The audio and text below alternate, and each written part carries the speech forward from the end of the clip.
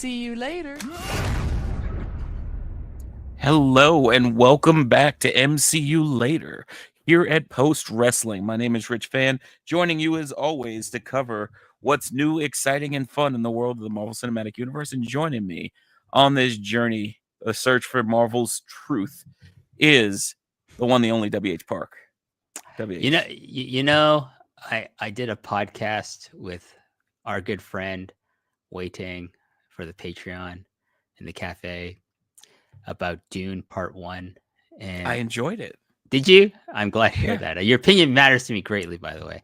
I want to tell likewise, you that. As does and, yours. and there was a comment about like the original team was back. The original MCU Later team was back to review that. But you know what? Here's the thing. This MCU Later is kind of like the Midnight Express, the legendary tag team of the 80s and 90s. And maybe the original Way and myself, we are the original, not the Randy Rose, Dennis Connery. I'm talking about Dennis Connery. See, I know my wrestling history. Dennis Connery and beautiful Bobby Eaton. Wei Ting would be Loverboy Wei Ting. That makes me beautiful WH Park. But you know that makes you Rich? Because we're the improved. Well, we're the current Midnight Express, the current MCU Later. That makes you sweet, Rich Fann. I like that. That's better than the new Midnight Express. That God, let's bombastic Bob and bodacious Bart. Oh God, terrible. Oh man, but what isn't terrible is, well, actually, I guess your mileage is going to vary on this, folks. This is the freeloader episode. I had to prep WH right before we came online. He's kind of taking some time to adjust. Well, how are you feeling? Well, here's the thing. Maybe the freeloaders are not getting PCP. Maybe they're not getting Premium Content Park. Because for that, you got to pay up. Pony up, as I like to say. Maybe they're going to get FCP. Ooh. Not Florida Championship Park. That'd be weird because I don't want to go to Florida, especially not in this current times. But what did I freeloader content park? No, like I will do my best because what we want to do with these freeloader episodes is hopefully convert the freeloaders into members of the cafe. And why wouldn't you want to join the cafe? Not only will you get the entirety of Daredevil Born Again, reviewed by yours truly, the Midnight Express of podcasting, sweet Rich Fann, beautiful WH Park. Don't ask who our Jim Cornette is. I have no idea. Is that John? Hey, if he wants to take on the label, give him a racket. If he less problematic, definitely. Yes. John Pollock is a good man, not problematic at all. But yeah, if you want the rest of the series, if you enjoyed this episode, you want the rest of the series, please think about joining the cafe. Besides the MCU Later, my God, you can also hear my thoughts about what's happening in Japanese professional wrestling on Post Perez with the Empress, Karen Peterson. We got a loaded show. We got a special guest. Big Bruce Lord is joining us for the March episode. I also, occasionally do stuff. Like I said, I was a guest on Review. I think it was it Review Away? Yes, I think it was Review Away.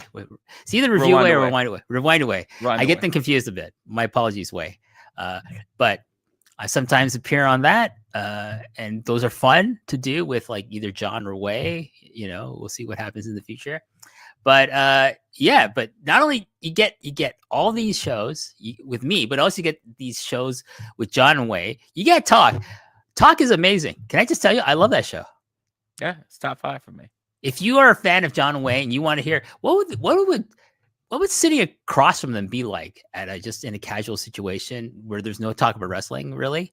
Well, you should listen to Talk because it's an amazing show. It's like you're right there with them. I've been right there with them IRL in real life. That show is like I've told them both this. Like it's like authentic. If I was, it's like I'm hanging out with them. Jeez. It's like Peter Parker, and you just had the little web slide upside down, and you're peeking in on their convo across the room. Also, if things work out with timing and everything, if you sign up, Oh my God, you will get Rich Fann's return on the stream, not just the talking head, because he is convalescing still, recovering from his injury that he suffered. What was it, late last year? Yeah, November. Yeah. So we're on month 4. But when he's ready to come back, 2 you're weeks. gonna I see think his. it's almost 2 weeks. I don't want to jinx it. Well, I we don't think want it to might jinx it. be by the time John shows up. I think that's my Triple H beautiful day goal. There Like you when go. John shows up for the for the double episode in the middle of the season, I want to be screen ready for him. You will get, if you sign up next week, you're gonna get Team Make a Wish is gonna review an episode, and if we time this right, you're gonna see me.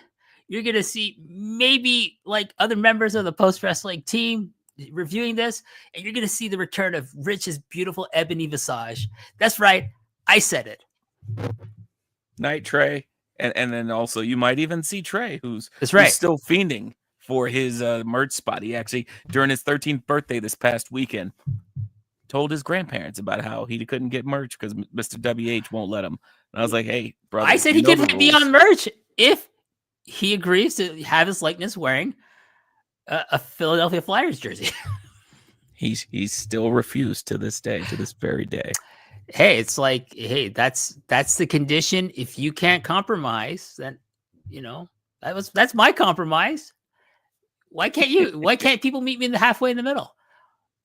I don't know. That's the eternal struggle. So you guys are getting it, and obviously, we'll be talking a lot today about Daredevil, Born Again, and some of the art imitating life. I do want to start just kind of with the post that we got from chopped-tees.com in terms of all of the idiocy going on. I apologize in advance for my home country in terms of tariffs and whatnot. So while you, the consumer, with chopped-tees.com/post wrestling will hopefully not feel as much of the brunt of it, there will be some delays and there may be some opportunities for finding alternative means of providing you the shirts. I know Dickie Bird is doing his best with his crew to make sure that this works as best as can. But I just want to say truly my apologies to all of my Canadian listeners and anyone else worldwide that are affected by the idiocy of the people that run my country. So just want to put that out there as a catch-all. Listen, all our American listeners, my heart goes out to you. Truly. It really does. But you know what you should do? Buy Canadian. Boom. Still buy Canadian. I know it's going to cost 25% more. Just still buy it. I'm doing it. I'm getting my maple syrup. I'm getting all the stuff I get typically. And I'm just saying, listen, guys, Canada me. Give me the stuff. I'm sorry. Me down. I listen. I don't want dumbass Doug Ford to turn off the lights anywhere. In fact, that's a dumb idea. This guy is such a blowhard. I hate that guy. So I hate him as much as I hate the president of the United States, and that's saying something. Good God. All right. We're going to go happy thoughts. And one of the first happy thoughts is the rage monster in the Oval Office and people trying to keep him in line. That's right, folks. Captain America, Brave New World. 3rd week in a row in the top spot for movies here in these United States and around the world. Over 300 million worldwide. WH, thoughts on the legs that this movie has had thus far, and anything you want to say to the general chodery that's been going on in terms of folks doing what they do? I mean, who are the chodes you're talking about? Like the likes of what? Joe Rogan, Ben Shapiro, Joe Rogan adjacent, those sort of guys. Ain't it cool? Some of the variety people that are more interested in talking about superhero fatigue than actually examining what's going on. Those sorts of folks. Sir, I don't have time to go watch Anora or The Brutalist.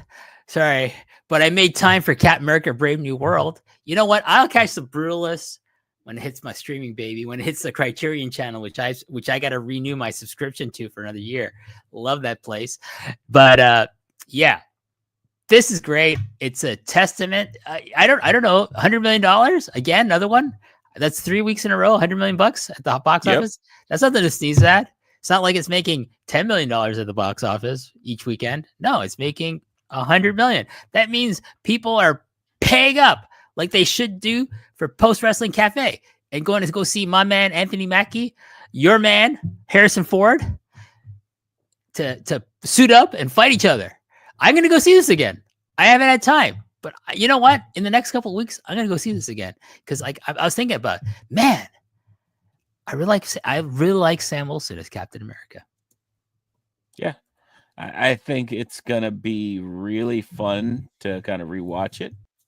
And speaking of something that's really fun, talk to the folks about one of the things you discovered as a result of Daredevil Born Again coming soon to 2025-26 Marvel.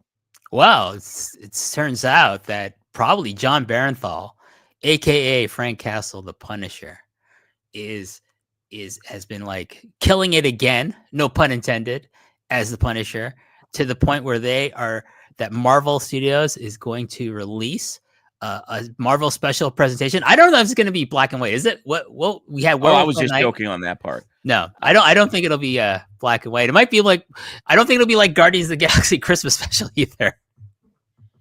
But we're gonna get Barenthal as the Punisher in a standalone episode, which I think actually works better than if you give him his own series. If you give him his own series, I really think you should have a really condensed release schedule, like maybe 4 episodes, 5 episodes at the most, and tell a really tight story. Like make it like an extended movie, right?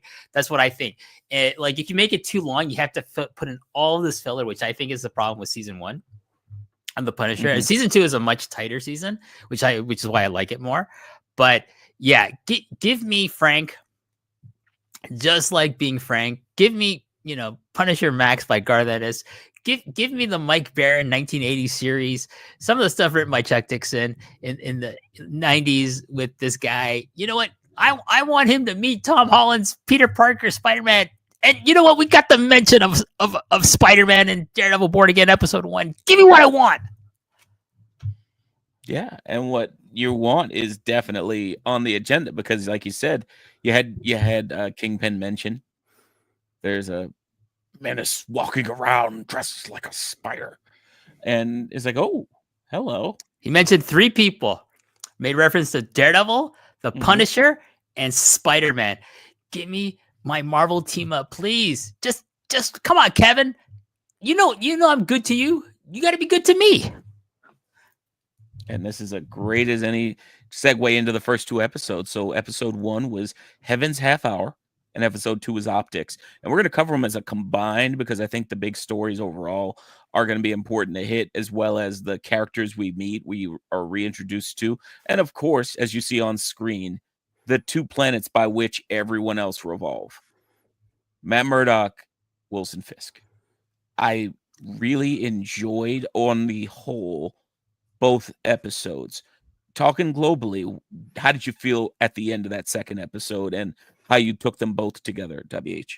I thought of it as kind of like a 2-part, like it's like one movie kind of, if you watch them back to back, right? Like I think they work much. They wouldn't work as well if like you watched one, if they were released weekly, you had to wait for one. I think they work very, very well together to kind of present one cohesive, almost 2-hour movie to introduce the series. And I thought it was a great reintroduction of our characters, because the last time we saw Daredevil was like in 2018. I'm going to say, was it 2018? Yes, 2018 was the last time we saw, Charlie Cox and, Vincent D'Onofrio on screen as these characters. And it's been a long time. And so it's one of the most anticipated Marvel projects for me. And I know for you, and I know for a lot of people. I know John Pollock is super excited because he loved the Netflix series, and he's been like, I think, he's one of those people that's like, he doesn't have to feel like he has to see every Marvel thing, but he said this is going to be his appointment viewing. And so like that says something to me for like the quote unquote casual audience for Marvel stuff. But for me, I thought it really laid the groundwork for where we're going to go for the rest of the series, setting up, the new status quo format, which doesn't involve Foggy, does not involve Karen Page, at least at the moment. It involves new characters that we got in his new law firm. And new adversaries and returning adversaries, of course. I thought, kind of clunky CGI action sequences aside in the first episode, I thought the reintroduction of Benjamin Poindexter as Bullseye, they've never called that though. Like the motifs are way better than the Colin Farrell version of the character, was amazing. I just wish they didn't feel like we gotta like CGI this up a bit more or whatever they did. I don't know, but it was like very jarring to see some of the sequences where like I had to be like, wait, did I just see what I thought I saw, which was like kind of like CGI animation for Daredevil fight scene? I just rewound. I'm like, and then I just kind of like did this. If you're watching on YouTube, I'm just like kind of face palmed. I was like, no, why? You don't need to do that. It's Daredevil. It's not Spider-Man. You don't need to do it. And they didn't do it Netflix. They didn't need to. I think they might have done a little bit of CGIing maybe for like the Defender stuff, because you're including like super powered people and like a giant fucking dragon. But this one, you could have just done it without that, and it would have enhanced. You don't have to show him swinging around it's not necessary. You suggest it. What you don't see is just as powerful as what you do see, right? So like even more so, I feel. Yeah, and what you see on the screen, if you're watching on YouTube, this is a still from the movie Kung Fury, which was a GoFundMe movie, which a guy was a time traveler who had to stop dinosaurs and Hitler. And I thought about this movie because of the fact that the CGI was so bad in that fight scene, particularly with Daredevil running and swinging from there. It looked just like this in terms of like, that doesn't look like New York. That just looks like generic grainy city number 6. And why is he swinging? And why is he running? And why is, him all of a sudden flopping on top of a second part of a steeple of a roof? It was just so silly to add that. And then to add worse to worse, this scene here, which I opened with in terms of the Born Again crew, the blood that would explode out of people as Poindexter was throwing knives into them as they're chasing each other up the stairs was just a little much for me. But the fight itself in the stairwell was awesome. It was so brutal to see these guys bleeding over each other. And, as you said, I wanted to open with this. I should have, but you were on a roll, so I didn't want to jump. Anytime you see a picture like this in a movie or a TV show, it's that meme on the internet where it's like things preceding terrible events. Like they were entirely I've never seen all 3 of them together that happy in my life. As soon as I saw it, I was like, oh no.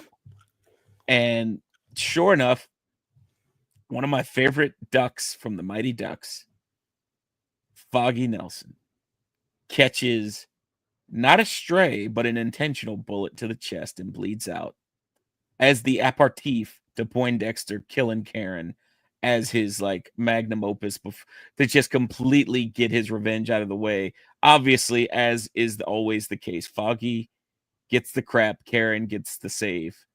And even in his final moments, like he bleeds out as Karen freaks out that Poindexter was thrown off the roof. Like my man couldn't even have his moment. Like someone else had to bleed out at the same time.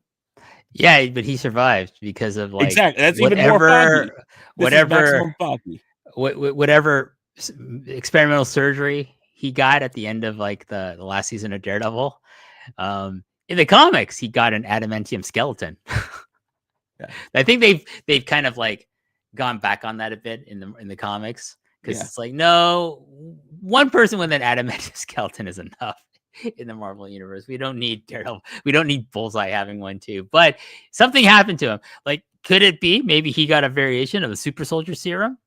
Maybe we'll have a reference to the world of Captain America in this. And but yeah, I obviously we're gonna see Bullseye again.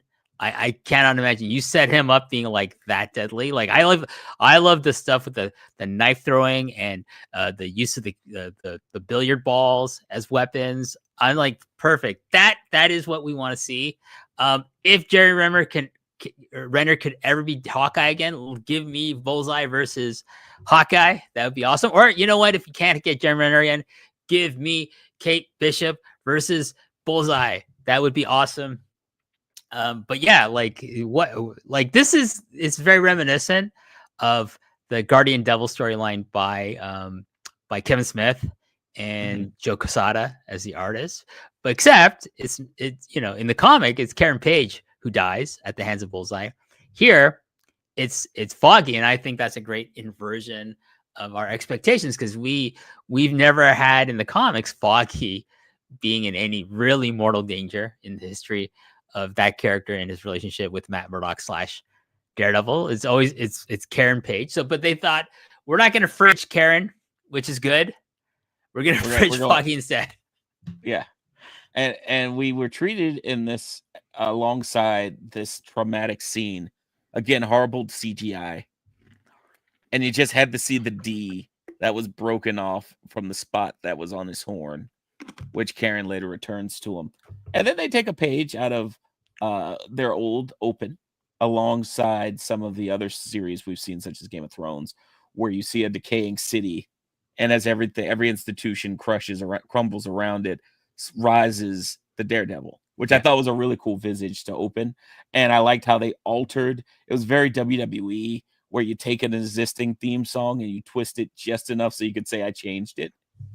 And I was like, come on, you could have just played the original bam bam bam bam bam bam bam bam. And no, they're like, Netflix, aka Feige is still on site with Perlmutter. I will not allow anything he's ever done to not get my hands on it. So I respect the hustle. We jump ahead a year, and I have in my notes here, one of the things I wanted to talk about was characters by range. So let's talk a little bit about Karen. Deborah Ann Woll coming back. First of all, I was a little surprised, WH, when the original cut was started, that they mentioned she wasn't even in the original part of this. Like when they originally filmed these things and they had to go back and do reshoots and stuff. Thoughts on her returning?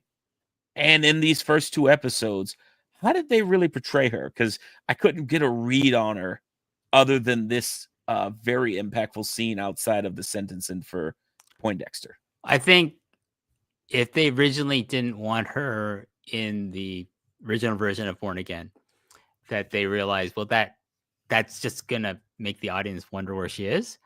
So you had to create these scenes where it explains her absence from, I would assume, most of the series, if not all of it. I'm going to assume it's a good chunk of it, but she'll be playing a significant part later on. But maybe I think they wanted to clear the decks for the Heather Glenn character, the therapist that Matt is set up with, that he's going to start dating, which is a character from the Frank Miller era of Daredevil. That's Matt's love interest. She's not a therapist in the comics. She's like kind of like a socialite who is like the heir to like in some industrial, fortune and things like that. But that's also like a backdrop to, like, Elektra coming in, Frank Miller introducing Elektra as Daredevil's long lost love interest. But we already had Elektra introduced in season 2. So we don't need to do that. So I think, like we have his new law firm. We have, his kind of like sidekick, Clark Johnson playing, what's his name? Jerry, the retired cop who's now the investigator for his law firm. Cherry instead of Jerry. Because they actually, that was another thing they did in the first part of within the first 5 minutes. Yeah, it's funny how Jerry just retired. I was like, man, they really just got people out of the paint left, right, and center. It's like, let's get. Well, so that's Clark Johnson, right, from Homicide: Life on the Street, who's also like a well-known television director, and I think he directed several episodes of the Netflix show for Daredevil, right? So it's a nice nod to have Clark Johnson come in on this show, especially playing a cop again. Because I remember him fondly on Homicide: Life on the Street. I remember him even like listen. It made it really cool to me that he's in this and that Vincent D'Onofrio, because D'Onofrio's one-off episode is probably the most harrowing episode of Homicide I've ever seen, where he played the gentleman, much like in episode 2, who had an accident at the subway and he was compressed against the train, and until he was technically dead but he wouldn't physically feel it until the train was removed from the pressure on the rest of his body, which was just so sad. They like had to get his family, and I remember him and Munch were responsible for trying to get his wife and his kid there before he went into shock and things got worse. But that was just, man, to this day it haunts me. I vaguely remember that, so it didn't haunt me as much as it did you. Well, growing up on the subways in New York, I think that's what made it even scarier. Sure. Just like in The Wiz, the creatures that come out of the subway walls were nightmare fuel for me. So I get it. See, you gotta ride the TTC someday. You'll see some real nightmare fuel. What? Uh-oh, that sounds like a Canadian special right there. So here is, I'm going to share with you guys the picture. It looks kind of funny when you just see it as it is, but you got to remember, these are some of my favorite actors of all time together in a scene. And so don't laugh too hard. Well, that's Andre Braugher. Yeah. It's not Clark Johnson. No, but it took the whole team. Like Andre Braugher was on the scene as he died. My main man, Frank Pimbleton. There you go. Yeah, and so everybody else was trying to round up D'Onofrio's family in this episode because they realized he didn't have long to go because of the pressure once they decompressed or once they pushed away from the platform. It was. Can you imagine if they did a similar kind of story for Law and Order? What was it, Criminal Intent that he's on? Oof, I love me some Criminal Intent. Gorin and me. Listen, man, don't try to cheat me out of a good time. And so if you all want to see more of this, obviously the restrictions, I think it's on Peacock, but I could be wrong. But here's the whole crew. Look at this. Oh, man. Look, it's my main man, Yaphet, baby. You got Reed Diamond there. It's quite a great cast. Richard Belzer. Yeah, Munch. I mean, Munch was everywhere. He was eternal. Like, that dude was like, he just got to bring his character all over the place. Yeah, he went to Law and Order after, right? Yeah. Like, there you go. And so you have that backdrop and you have that setup. You talked a little bit about, I'm checking my notes here. You talked a little bit about sidekick and tag partner. So that's what led us to my little deviation here into the world of homicide life on the street. But we also had an opportunity to see Foggy's attempt at a love interest. Man, again, he got foggied in the most foggy way. Like his love interest. They were calling it instead of being fridged. It's now being foggied. He got foggied. I see. You fogged up. No, that's not gonna work. That's not gonna work. He, his love interest becomes Matt's new partner in crime and partner literally. Well, partner in law, not partner in crime yet. We don't yet know how she feels about the vigilantes, but what were your thoughts on their tandem and the relationship as lawyers that they've kind of shown, particularly in episode 2, and a little bit, if you have anything on her Marvel counterpart in the comics world? I not sure, like, unless it's from like a later run, like maybe the later half of like the Mark Waid run. I think she's unique. Kirsten McDuffie, that's the name of the character, is portrayed by actress Nikki M. James, is unique to the TV show. Cherry is also, as far as I can recall, is unique to the TV show. So I don't know any analogs that they might have in the comics with either the same name or different characters with the same kind of like, roles. As far as I know, they don't exist. I could be wrong. I am a little bit behind on a lot of my more recent Daredevil reading. I haven't read all of the Charles Soule run, which we're getting elements of the Charles Soule run coming into this show with one of the main antagonists that we've been introduced to. That we'll see more of, I'm sure, later on. But yeah, I liked the relationship. It really made, I feel like, this new dynamic without Foggy, without Karen, with Kirsten as his law partner, but and Heather as his new love interest, it kind of refreshes him. There's a statement that like that Matt asks Karen, like, how is San Francisco? Which is ironic because, like, when they wanted to refresh Daredevil in the 70s, they said, you know what? We're taking him out of New York City. We're going to send him to San Francisco with Natasha Romanoff, the Black Widow, as his partner. And we're going to have an entire run of Daredevil comics. I think maybe like a year, 2 years worth of stories was set with Matt Murdock relocating to San Francisco. So I'm going to say that's probably delivered for him to ask Karen, hey, how's San Francisco been, as kind of a nod to the character's history in comics. And if we recall, there was also him in San Francisco during She-Hulk. That's right.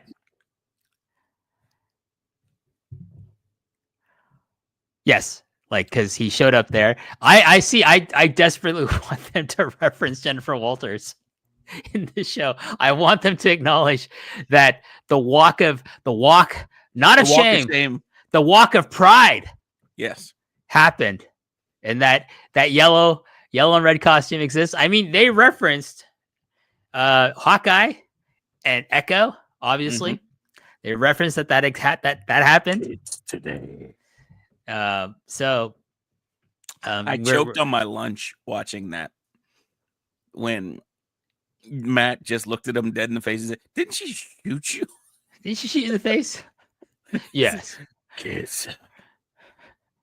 So it's like, look like you lost a little weight, big man. Just a phone call. Just say, thanks, Jen. Thanks for that legal tip. I will be so happy if they do that. Just have her on a split screen. Or my favorite would be she's in a courtroom and she looks at the camera, says nothing, and then just keeps walking. Yes. If she just shows up and gives him, sure. I listen, Tatiana Maslany, put her as much as you can in the MCU. I'm okay with that. I'm with it. I agree. I need World War Hulks. Anyway, let's focus on the focus. I apologize, folks. I went too far in the woods. So you have Matt.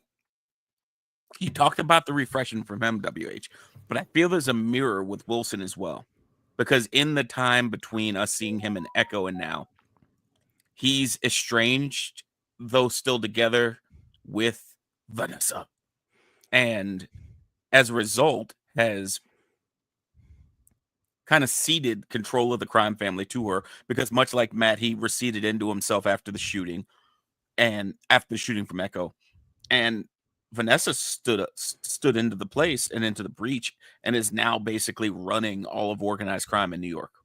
Yeah, and it's when we see her in episode 1 for the first time, she's wearing all white, which is like a great nod to the color motif of the Kingpin. So she's essentially the Kingpin now, and she's not really excited to see Wilson come back from wherever he was, his sojourn, his retreat, as it were, and certainly not this version that wants to go legit and become mayor of New York. But he doesn't tell her. He doesn't say, like, you have to give it up. He's like, she says, it's airtight. My involvement in this in organized crime is airtight. I'm not exposed, and he's like, okay, just be careful. Let's just be careful from this point on, So, but I definitely, I think things are going to explode because, it's been said, it's been mentioned, it's been referenced. Wilson Fisk, the Kingpin, is a cuck. Homeboy's cuckpin. That's not. You think he's gonna be happy being cuckpin? Something's gonna go down.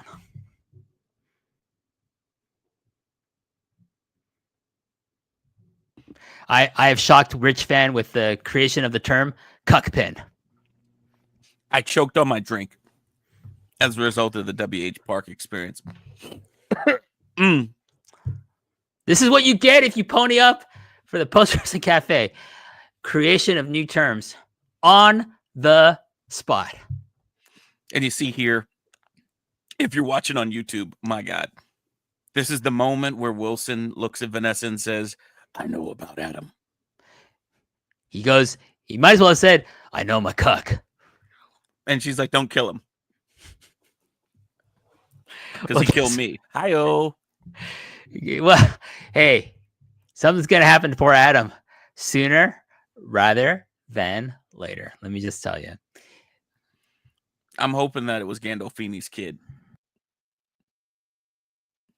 What for chuckles. What was Adam? No, Mm-hmm. I think it's one of the guys that was sitting in that meeting. You know, the younger guy, obviously. Makes sense. So that makes Vanessa. You know what that makes for Vanessa? Cougar pin. Oh boy. So we got cuck pin. I'm gonna let the White Tiger react to WH's cougar pin. I'm just gonna let that go. So, first half of episode of the 2-hour debut movie is really establishing Matt, showing this mirror between Matt and the Kingpin in terms of loss, renewal, and relationships old and new. Second half, by way of a cameo in the first episode and then most of the second episode as its title, is the White Tiger. And Mr. Ayala doing the right thing in the right moment as everyone's celebrating the election of the Kingpin as mayor. Who knew a felon could be elected to a government position? Anyway. And as people were celebrating in the streets, these two men harass a Latino gentleman in the subway. Ayala comes down. He tries to do the right thing. The victim runs away. And one of the original assailants goes after him, trips, falls in front of a train. And it turns out that both of the guys were undercover cops, giving a hard time as dirty cops to an innocent bystander. What were your thoughts on that? And how Ayala received so much vitriol from Matt when he found out that he was the White Tiger? I mean, it's this kind of like hypocrisy that Matt has with the duality of the nature of his character, because he's a lawyer. He's supposed to uphold the law, but he breaks the law every time he becomes Daredevil.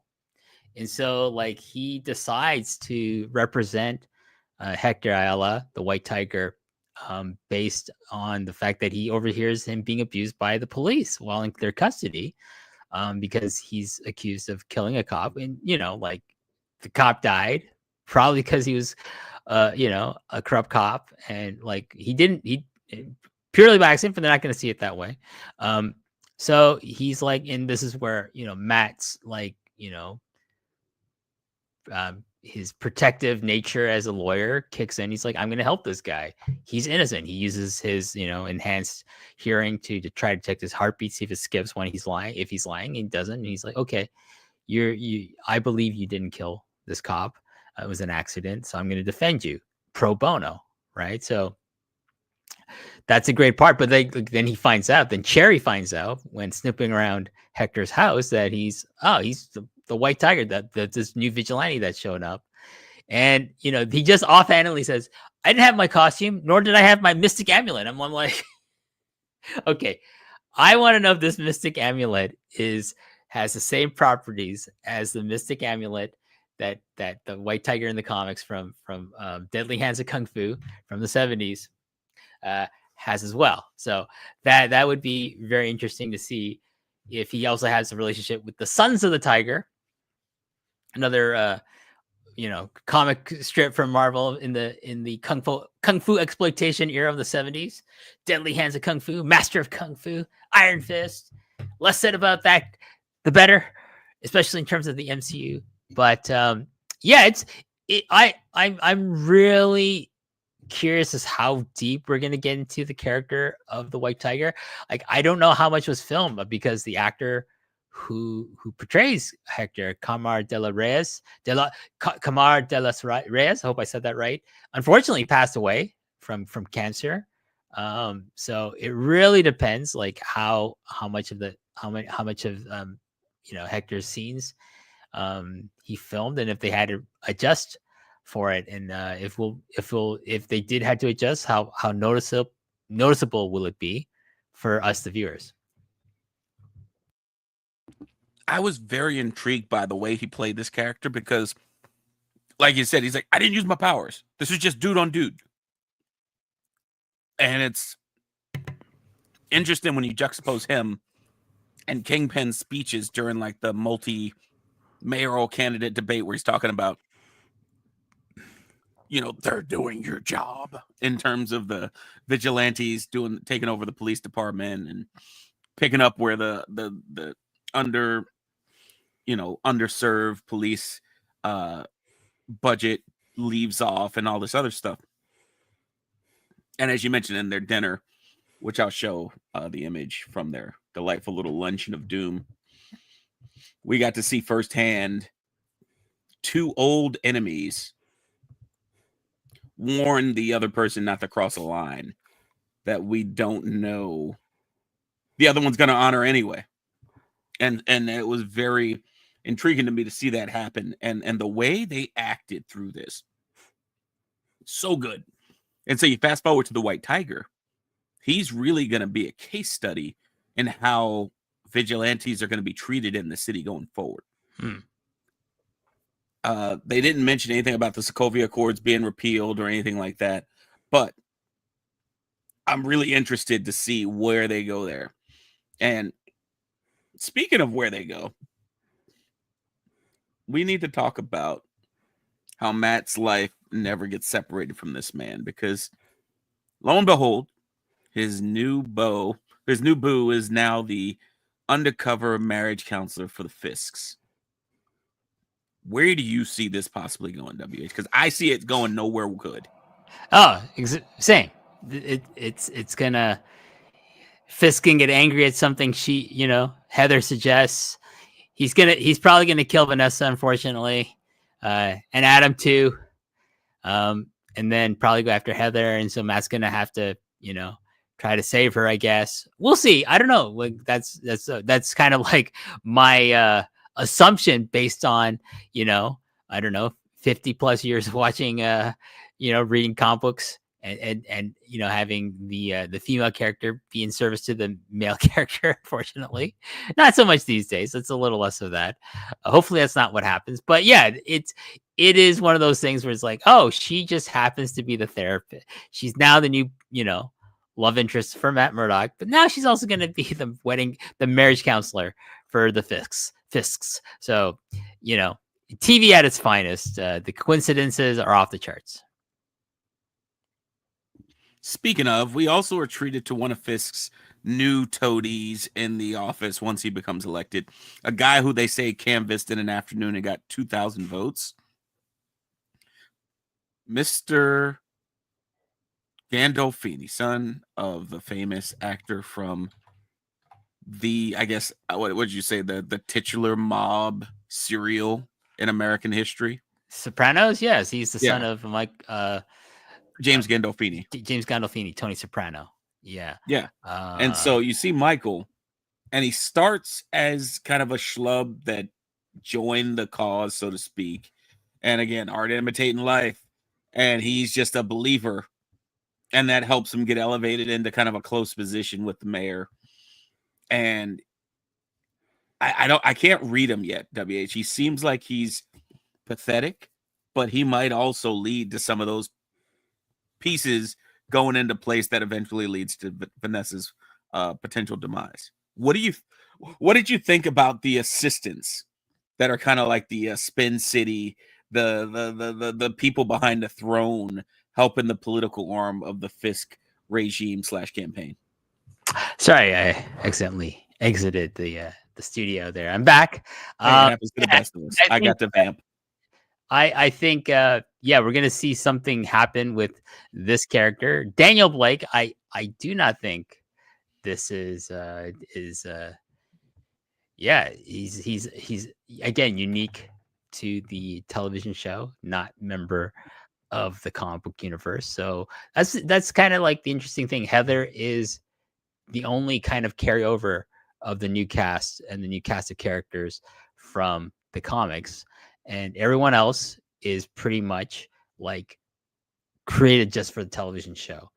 But yeah, there's something simmering underneath this young man, and it's kind of very 2016-ish. If you know what I'm saying. This kind of a character is based on kind of a certain archetype, I feel. And I can see why Fisk would take him under his wing, because he does seem like, a husky dude who doesn't know his way in the world and is trying to find it, very much like a young Wilson Fisk. Yeah, it could be the substitute for Richard Fisk, who is the son of the Kingpin and Vanessa in the comics, who becomes a character called the Rose, becomes a crime boss in his own right. We'll see. Maybe Daniel Blake will be that substitute, and he will become the Rose down the line. Who knows? Or maybe not. We'll see. Right. This isn't an On Your Left preview, folks. He's just getting warmed up.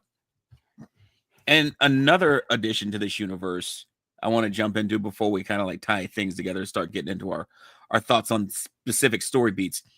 BB Urich. BB entering this world, doing what you would say like an influencer style interview where she got the access, had to give up a little bit of the true rules of the road as a journalist in order to get said access through Blake. What did you think about her appearance? And what did you think, WH, about the way that BB is so perilously close? What do you think about BB's closeness to the man who killed her uncle? I think she knows Wilson Fisk killed her. Do you think she does? I don't think she does yet. I think she does. I think this ploy to get part of the inner circle and like say, hey, I can help you, with your optics. That's the name of this episode where she meets him, is part of a larger plan on her part, because she knows who killed her uncle. And you can tell by her reaction to the mention of her uncle by the man who killed him that she was close to him. She was close to Ben Urich, and she followed in his footsteps, so to speak, but in a modern way as an influencer, doing like, kind of TikTok like videos, but like, vlogs, whatever. That it's part of a master plan to like expose him, like find out what his ultimate game plan is. You can tell, like she mentions she's been digging on him. Like she talks about how the cops are going to rally against Wilson Fisk because the commissioner doesn't want to be part of any kind of administration associated with Wilson Fisk. And he's going to take most of the cops with him. And then New York's really going to be in a lot of trouble with trying to find a new police force. Because of like the solidarity the police are going to have against Wilson Fisk, because they remember that this guy like probably killed a ton of their brethren. So there you go. I really think I like this character. Again, a unique to the TV show. I want to see more of this character. I think she's a really interesting addition with the role she's playing, of that, investigative journalist who's going to help Matt, who's going to help Daredevil down the line, ultimately against Wilson Fisk. And I think she knows. And she's playing towards like getting closer so she can find out more information. And she's going to use Daniel Blake's character to get there, because he's obviously smitten with her. So there you go. And I liked at the end of the scene, Fisk wants to use her because she's used to being underestimated. And Gandolfini's Blake character was so apologetic. I'm sorry, Mr. Fisk. I told her those questions are off the table. I didn't know she was going to ask it. And he's like, no, don't worry about it. It's okay. And so I think, to your point, this could be an On Your Left in the future, because it does seem like there's an awareness to where the line is, and she skirted to it, but she didn't cross it. Yeah, I feel someone's getting their head crushed by good old Wilson in this series.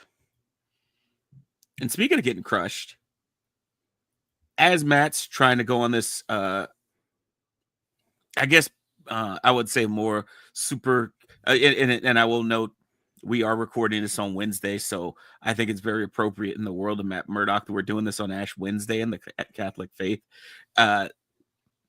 We do what we can, Matt. We do what we can. He always has the Catholic guilt and wants to kind of punish himself. And so in the years since Foggy's death, he's given up the mantle of Daredevil.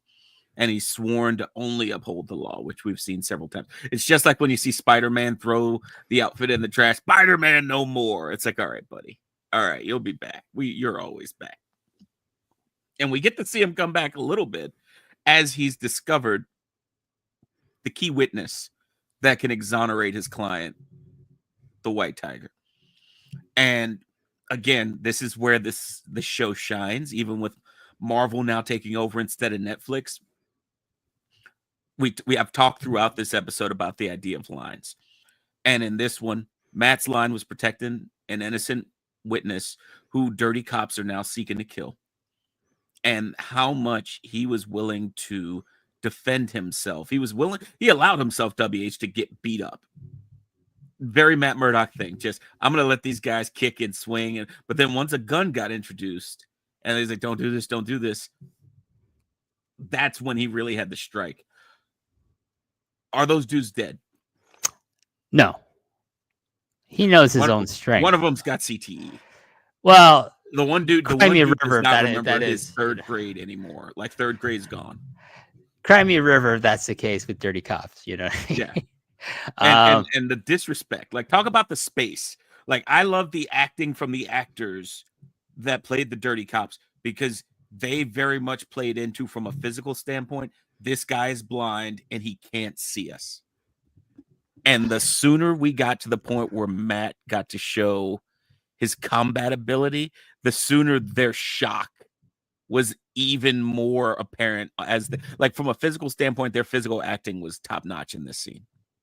Yeah, it makes me wonder, like, is this where his identity gets revealed? Like, how does this blind guy defeat us? Like, well, first of all, they'd have to, like, they're not going to go public with this, though, because they're not going to. But they're going to somebody, right? They're going to somebody, you know, probably like in organized crime, probably Vanessa's group of people. Say, this guy is blind, but he beat the shit out of us.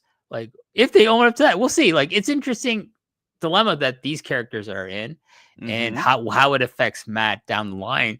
I can honestly see, like, they're maybe they contemplate it, and then next episode they say, okay, we're gonna go expose this guy, and that's when Frank shows up. That's when Frank Castle shows up and says, no, you're not. Fuck you too. Bang bang. Brap brap.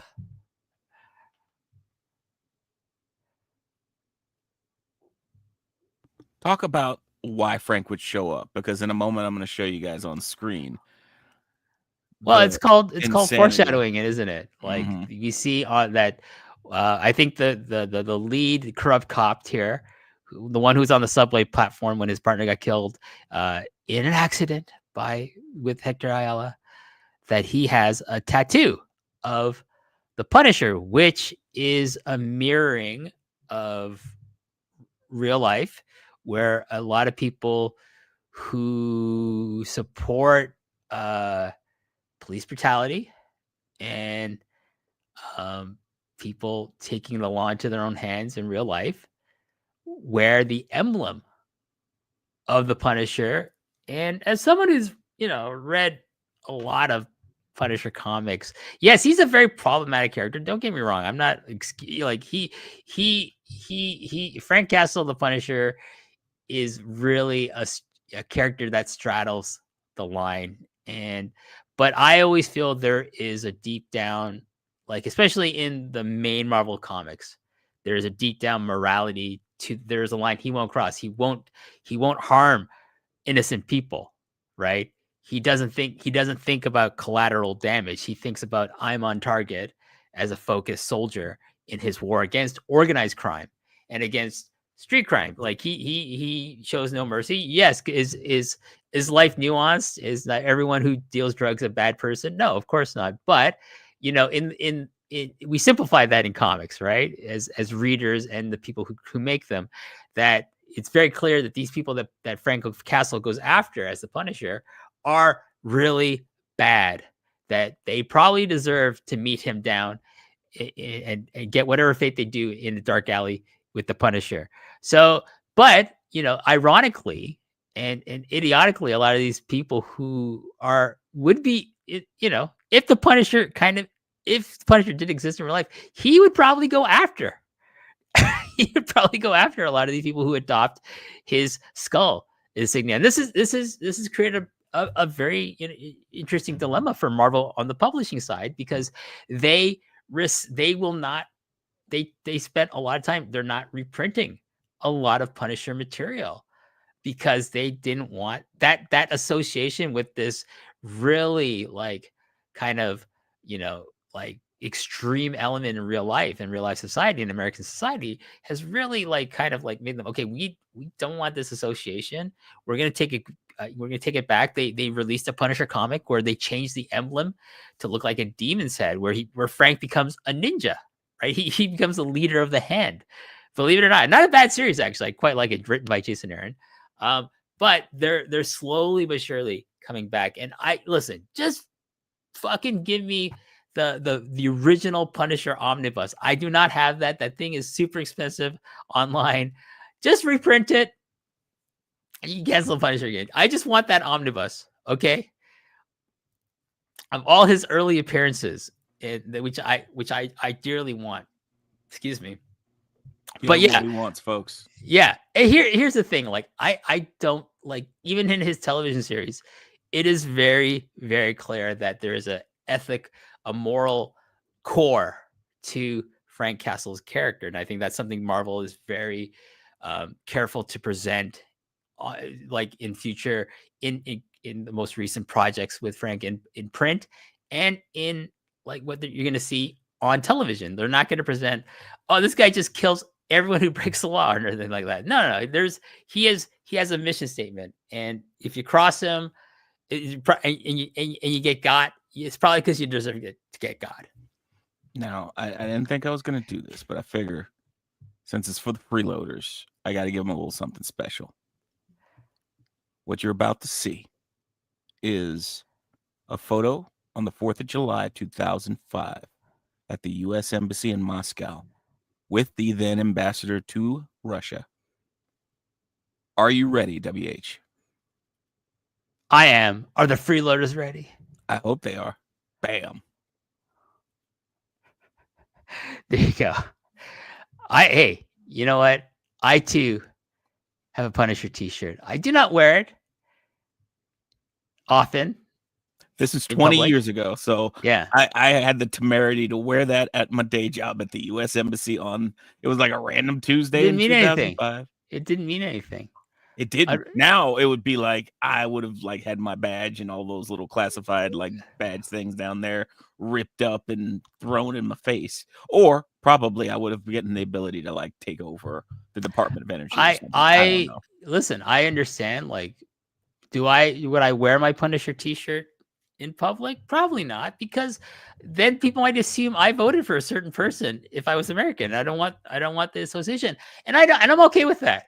I don't want to say, oh, the wokes prevent me from wearing my Punisher t-shirt. It's like, listen, I'm not stupid. I understand the ramifications of how you present yourself in public, right? Like, I don't wear, I don't own certain things because I don't want to have that public perception against me, So, yeah. Like, I have a, what is it? Dem Boys t-shirt from the Briscoes. It has a Confederate flag on it. I have never worn it. I didn't realize it until after I bought it that they had a Confederate flag on there. And I was like, oh, them boys, what are you guys doing? What are you doing, gentlemen? Just like Peter Parker here. What are you doing? Agitating a man who could crush you with like his thumb and forefinger. No, he couldn't.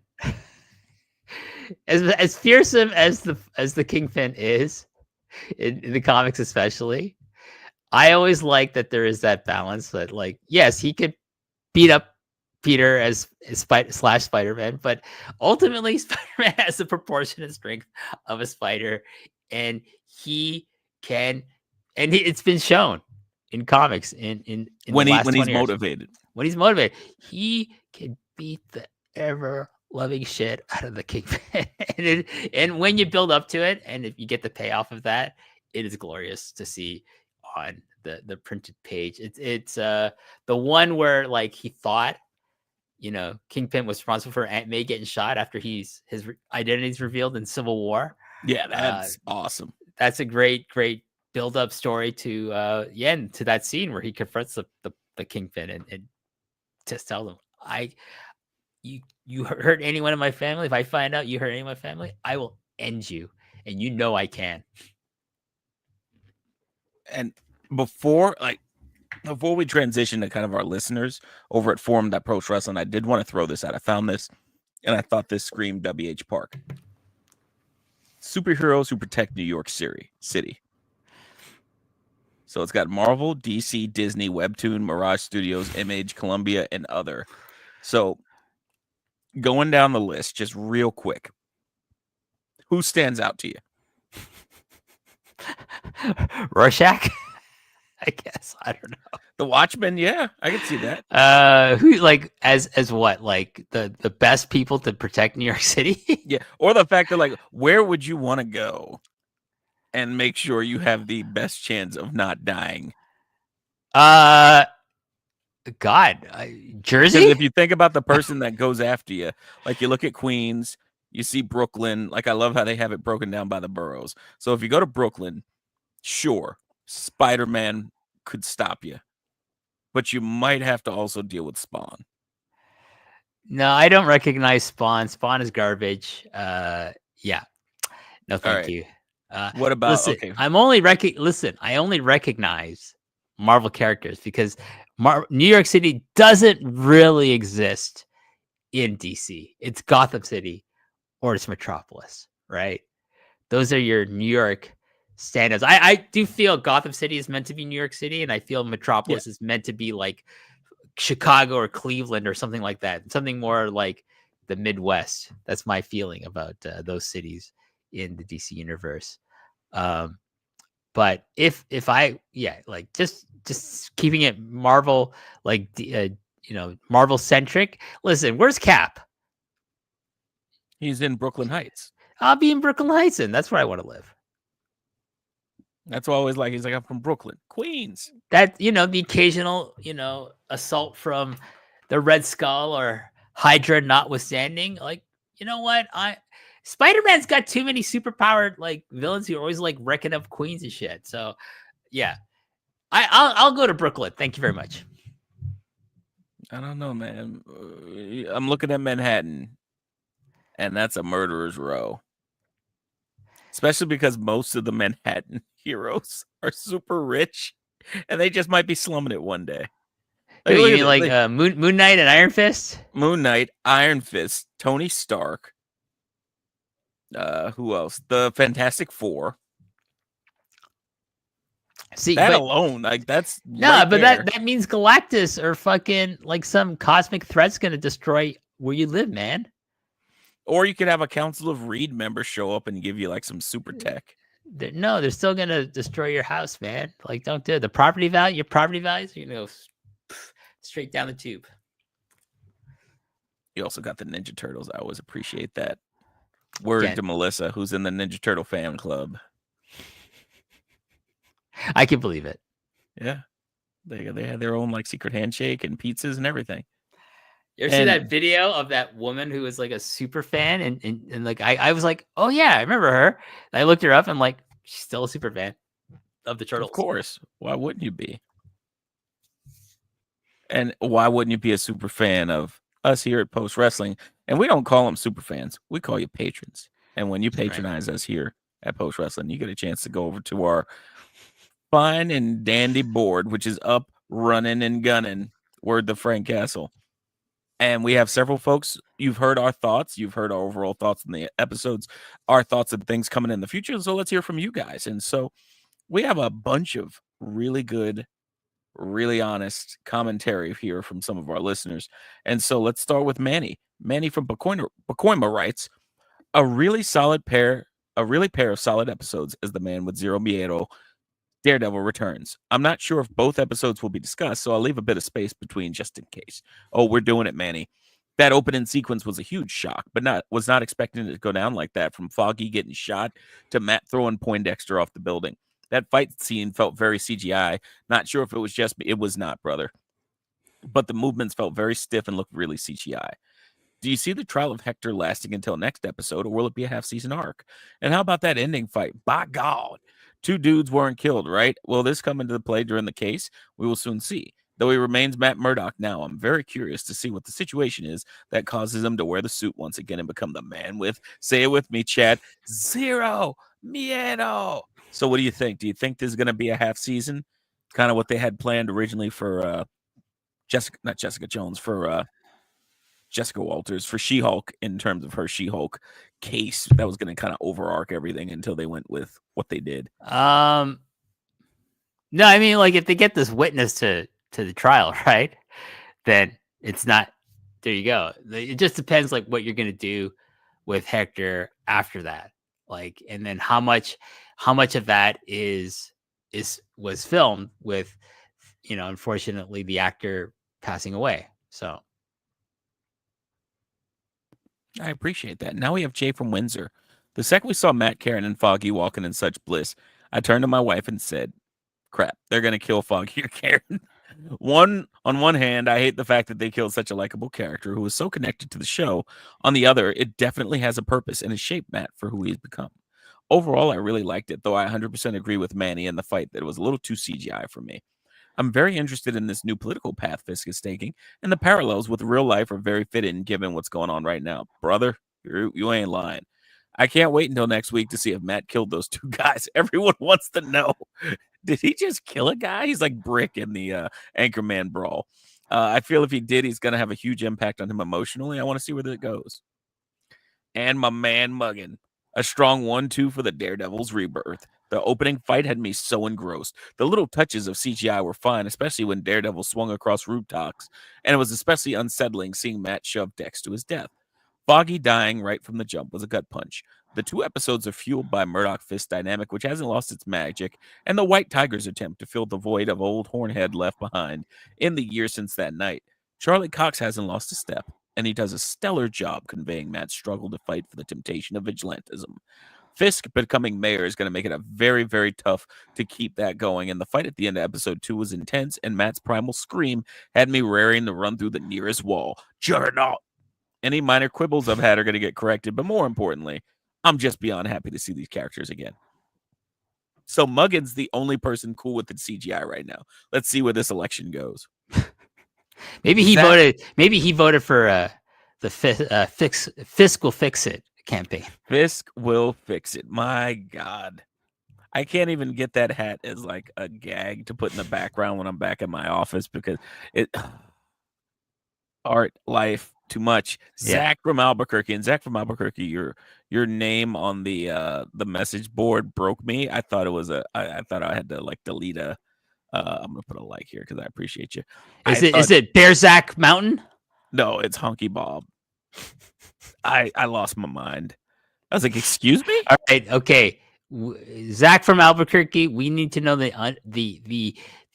history behind the what's the word? Etymology. The etymology of Honky Bob. There we go. Daredevil is back and still brings us to the feeling of the Netflix show while taking us beyond the mask. The first 2 episodes were stellar and have me wanting more. The fight scene showed they weren't going to water him down for the new platform. The Murdock-Fisk pairing is phenomenal, and I hope for more screen time with the two of them. Oh, I'm sure you're going to get it. Oh, yeah, and here it is.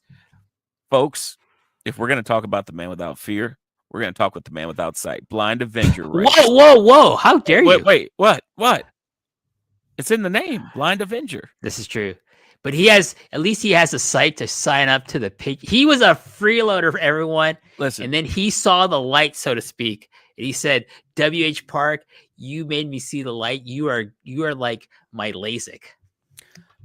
Blind Avenger never lost his vision when it came for being a Park Mark. See? He sees it. He sees the Park Mark vision. Addict. He true. Listen, love that guy. Blind Avenger, I love you, bro. And I know I am your second favorite human being on this planet after your wife. I'm a close second, I'm sure. See, I appreciate that. Hello, fine folks, and what a whirlwind these first 2 episodes were. Daredevil Born Again grabbed my attention from the start and did so many things to keep me anticipating next Tuesday. While the opening scene in episode 1 was definitely a gut punch, I now understand why Foggy's death needed to happen and kind of remain on board with it. While I'll obviously miss the character, it helped to set up the new supporting cast, and I'm a big fan of this new normal. Matt's new status quo is more interesting than I thought it would be, and it lets the new series shine on its own merits. It also helps that Kristen McDuffie, Cherry, and Heather Glenn work really well in this new configuration. I'm also excited to find out how Hector and Daniel Blake are fleshed out and play into the series. While not a big part of the premiere, I suspect they'll both have larger impact down the road. I love how New York was portrayed along with the subtle nods to what came before. Having the Punisher symbol on the cops and the Spider-Man reference were both really cool add-ons I'm sure will tie into this season's arc one way or another. The BB report was a fantastic way to get a ground level view of what's going on, and wouldn't you know it, BB is Ben York's niece. It almost felt like an acknowledgement that they made a mistake in killing him off, which I agree. A few more things. That weird guy in Heather Glenn's book signing totally was Muse, wasn't he? I think so. Yes. It's mind-boggling to think they weren't going to play off the Netflix history when the series was really conceived. Having Matt and Fisk's meeting alone proved why that would have been such a bad idea. That was one of my favorite parts in episode 1. Agreed. I've just heard some people say it, so I'm asking you. Did Sergeant Mahoney and Josie get cut off in a blink and you miss it moment during the Daredevil bullseye fight? I think they did. Maybe. I kind of feel like Josie got out. Sergeant Mahoney was the Black Death Sergeant, right? That the one who said before the devil knows you're dead. Yeah, they were having the party for. Right. So I thought he caught a knife. To go back. I'm gonna have to go back. But I'm thinking Josie, at the very least, Josie got away and reopened her bar. Yeah, we would hope. Speaking of which, that sound design there was top notch. Foggy's hot beat in real time created a surreal and uneasy feeling as the battle continued. Dex was also unhinged. I know he went in there on bath salts or something because he was off the rocker. Just ridiculous. Forget the blackmail. Wilson Fisk showed his true colors with the utter disgust displayed for that Philly cheesesteak. That's colder than a can of Canada Dry. Yeah, the fact that he bribed the commissioner or blackmailed the commissioner with a hidden love child, and I guess they flew or drove and got the Philly cheesesteak. And once they said Geno's, I was like, get out. Get a real freaking Where did we go? Where did we go? We went to the real spots. We didn't go to friggin' Pat or Geno's with the tourists. That was such a... Because remember, we went to like a regular just pizza shop that got us. It was right on that main strip when we were walking around. It was like, and we would be you, myself, Way, Brandon Thurston, and John Pollock. Yes, sir. That's right. The elite crew of post wrestling. Yeah, I said it. Oh boy, the views at WH Park do not reflect me. Waiting. I think sometimes John Pollock, but definitely Brandon Thurston's down. He's in the Ting. He's in the Ting collective, so that means he's going to be in the Park ascendancy. Is a Park Mark too. Yeah, you just Lisan Al Paib. Ooh, so to that point, the direction by Aaron Moorhead and Justin Benson, who did most of Low Key season 2 and a lot of Moon Knight. Yeah. Most of Moon Knight. I think them being included, so they're directing 3 episodes. They're directed the opener, and then they're coming back for the last 2 episodes. And so like I think they got something big planned because these guys are like they're like fucking Martin Scorsese. You know what I mean? Mm-hmm. Like Moorhead and Benson are like their go-to. Hey, we want to punch up a series, want to punch up an episode. Let's get them to direct it. And I'm excited. Russos. They're like the television version of the Russos in a lot of ways. Yeah, for the MCU. This is going to be fun. That's it for me. Enjoy yourselves a crisp ice cold round of Canada Dry. Until next time, make mine MCU later. CD Crewman and PCP Junkie out. Brap. P.S. My wife wanted me to mention that while WH is free to play by his own rules and call her a talkative Tess, her name's Jan and her friends call her Jabberin' Jan. She's really proud of that one too. Listen, I'm a close second in the heart of Blind Avenger, but I do not want to see a movie in the same theater as these two. Oh man. Booyank 557. Okay. I also need to know the etymology of this too. So please let us know. I thought it was a solid 2-episode premiere. Agree with everyone else on the opening. Great start. I really liked throughout the entire fight, you could hear Foggy's heartbeat. And when it stopped, that was when Bullseye went off the roof. That was a good touch to show Matt listening the entire time and trying to fight simultaneously. Is that all we will see of Karen? That'd be a disappointment if so. Bullseye has to escape or something too, right? Hopefully we get more on why he was targeting Foggy. Because Wilson hired him. Yeah. We're going to find out. I was trying to tie up some loose ends or something like that. You do a really good Kingpin there, I got to say. I love him. Barack from St. Albans in the UK. Oh, he's back. Yeah, he's back. My man, Big B. You haven't heard from him in a while? Yeah, his city was named after St. Alban, traditionally regarded as the first Christian martyr in Britain, known for sheltering a priest that sanctuary and converting to Christianity, ultimately facing execution for his faith in the 3rd century. That's very appropriate for Ash Wednesday. Anyway, oh my effing God, they killed Foggy. I spent that entire episode angry, so I can imagine how Daredevil tried to murder Bullseye and live up to the Punisher's prophecy that you're just one bad day from being me, Red. That's right. The death of Foggy hit me more in the feels than Maria you know Hill. what this means? That we're going to get Frank. He's going to call him out on it. He's going to be on your left. Yeah, he's going to be like, hey, Red, thought you weren't going to throw people off roofs, Red. The death of Foggy hit me more in the feels than Maria Hill, as we've had 3 seasons of seeing his character grow. It also sets up, he was about to get a date. It also sets up Matt's descent into extreme violence perfectly. Vanessa is an F&B. I hope she gets killed. Jesus! I'm not sure if I like the zoom-in effects when Daredevil is hearing heartbeats and sounds, kind of like bullet time in the Max Payne games. Yeah, Max Payne, listen, nothing is more traumatic as a teenager than playing a video game where you hear the echoed cries of your dead child and you have to go by bloody umbilical cord from stage to stage. Someone was on several drugs when they came up with that game. I loved the Max Payne games. I loved bullet time. Can I just say how I think I got the cheat code for that? So I just got unlimited bullet time, unlimited ammunition, and I got invulnerability. I think unlimited lives and maybe invulnerability. Was that a thing? Like you could get that cheat code for GoldenEye, right? Mm-hmm. And I went to town on wherever Max Payne was at. Let me tell you, folks. I think I got the unlimited painkillers. Yeah, something like yeah, like chomping on aspirin. My blood would have been like Cody Rhodes by the time that game ended. Just gushers everywhere. But back to my man. BB Urich is a great addition. Hopefully she finds out Fisk killed her uncle and teams up with Matt and Co. She already knows, brother. She knows. I think WH is right. Who made the new Daredevil suit, seeing as Melvin is most likely in prison? Melvin made a couple for him. That's the dude from She-Hulk, man. Oh, that's right. That new dude. That was the whole job. Like he made him for all the soups. Love the first 2 episodes. Looking forward to Fisk's descent into full violence soon. You people also don't want to see Cuckpen. You want to see Kingpin. I don't know. The king. Sometimes the king's a cuck. I don't know how to call it. Well, hey, for all you future listeners who are going to sign up and post in our forums, let me know what you think about Cuckpen and the Cougar Pen.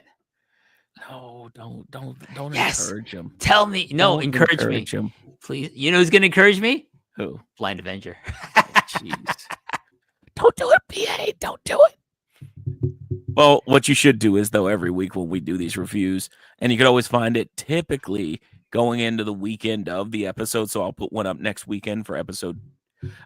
Should I put it up for episode 2? I'll talk to Way because I don't want to be like belligerent and just like plaster the forum with here's episode 3, here's episode 4. Unless just keep it in the same one. That's fine. Just update that one. Just throw in a new reminder so it goes straight to the top of the forum, maybe. Okay, that works. I'll do that. And so go to forum.postwrestling.com and you can not only comment on shows like ours here, you can also just join in a general comics discussion. Or, as one of my favorite posts I haven't had a chance to reply to, discuss the Stardom World of Stardom title match between Saya Kamatani and I'll talk about that tomorrow night. yeah, there were thoughts on that. I was like, listen, I got thoughts on that. I got a lot of thoughts. Have you seen the Osama versus Manabu Soya from Noah Not yet. match yet? Watch that too. Listen, 2025 for pro wrestling is the year of hate. That's what I've decided. Like, if you hate someone so much that you're like, I don't care if I retired you from this company. I want you gone. Or in the case of CM Punk, calling folks bald frauds in front of God and everybody. Let me tell you something. My boy Phil is the best promo in wrestling today, has been for years. Can also say best worker in the WWE. Io Sky got her just desserts and got the title from Rhea Ripley, who is much better off as a heel. And she's going to fucking WrestleMania. Oh, yeah. I like it. And so do you. And so if you want to talk about any of those subjects, go to forum.postwrestling.com and give us your thoughts. And speaking of thoughts, WH, any recommendations for this week for the fun folks? Of course. It would be the comic that is the basis for this entire series. A classic, one of the greatest Daredevil stories of all time. And that is Daredevil Born Again. Wow. What a coincidence that it has the same title, by Frank Miller, when he wasn't insane and terrible as a creator, when he was at his peak. This is Born Again. This is Frank Miller, Born Again era. This is Frank Miller in the era of Batman Year One. It's great Frank Miller. It's not what he would become later on, which is sad Frank Miller. I do not like sad Frank Miller. It saddens me as a comic book fan, as someone who's loved his work for a long, long time, that he's become insane and not a very good artist anymore. This is drawn by the incredible David Mazzucchelli, who also worked with Frank Miller on Batman Year One, then created his own comic strip, which is amazing. You can find issues of Rubber Blanket. Fantastic comic book. I don't think it's in print anymore. I thankfully have every issue that ever came out in the early 2000s of Rubber Blanket, but I highly recommend it. Excellent. And so that does us for this week, guys. Next week, we're going to be joined by the third member of Team Make-A-Wish, Word to John Cena. And so that way, myself, WH, and Scrump will be dropping knowledge on episode 3. Oh, I should mention, I recorded something with our good friend Scrump for his podcast, for the movie portion of his podcast. We did a review of Say Anything, which he said might be released the same week as his episode of Daredevil Born Again. So I'm sure I'll let him plug it, but hey, if you are a patron of the PWT cast hosted by our good friend, third member of Team Make-A-Wish, nothing to do with John Cena, just so you know. What about John Cena? John, we're working on John Cena. I got to talk to you about John Cena, because we have to ask him, why did he vote for Wilson Fisk as the mayor of New York City? Oh yeah, I thought he voted for the comedian. No, he voted. I don't know this for a fact, but we have to get to the bottom of this. That's why we need John Cena to do a review. We have to maybe work on scheduling him. But I think I have a solution, Rich. We'll talk about it off air. We'll have our production meeting off air. Okay. And I think that if WH had the ability to legally vote, he would have voted for New Yeet, and Jey Uso would be the mayor of New York. Listen, Jey Uso going to every town and having a local Heat t-shirt. Well, he had Raptors one in Toronto for Elimination Chamber. What he had in Buffalo, he had the Buffalo Sabres. Yeah. Hey, I gotta appreciate the hustle, the true License hustle. To print money. That's right, my man. I love Jey Uso. My favorite Uso. I like Jimmy, but I love Jey. Always have, always will. All right. Well, with that in mind, you could always catch me over at The Torch, where I do everything with Rich and Wade Keller, a show where we review wrestling and all sorts of fun stuff. This week, we have a free version, so you got double freeloaders. What? Yeah, Wade brought me on for the flagship, so 111 minutes of him and I talking about Dwayne, the bald fraud, John Cena's heel turn, and more. So if you go to pwtorch.com, you can go find the Wade Keller Pro You should have had me on. I would have spent an hour talking about John Cena's socks. They're horrendous. They make him look so stupid. They make him look so stupid. Well, we'll see what he does. I mean, I enjoyed so many people watching John Cena go heel and then putting up on Twitter and X and Instagram and Threads and Can I just quickly, before we sign off, can I just quickly say, I did not appreciate? I didn't appreciate Dwayne going to the press conference saying, "Hi, I'm Dwayne Johnson. I play a character called The Rock." Fuck off. Uh-oh. You don't love this business if you have to go to a fucking press conference and pretend you're playing a fucking movie role in wrestling. No, live the fucking gimmick, dude. Be the fucking Rock. Don't be Dwayne. I'm playing a character. Ooh, we planned this storyline out. Shut the fuck up, Dwayne. This is why I don't like. I used to love Dwayne. I do not love Dwayne anymore because he thinks he's bigger than the business. Fuck you. You're not bigger than the business. That's my rant. But he makes so much money. He's franchised Viagra. No, he's not. That's what he said. He's not. He was in G.I. Joe. He didn't make that franchise. How many fucking G.I. Joe movies did he make? One. And it made a lot of money. It made a lot of money. Well, where's the sequel? Where's the sequel with him? There's no sequel with him. Hobbs and Shaw versus Transformers. But see how many Hobbs and Shaw movies they make? One. How many are they gonna make in the future? 0. Yeah. Fast, dead. He didn't help to save that shit either. Well, I mean, they made over $1 billion a movie. Those suckers went from like $200-300 million to $1 billion per movie. How much did 9 make?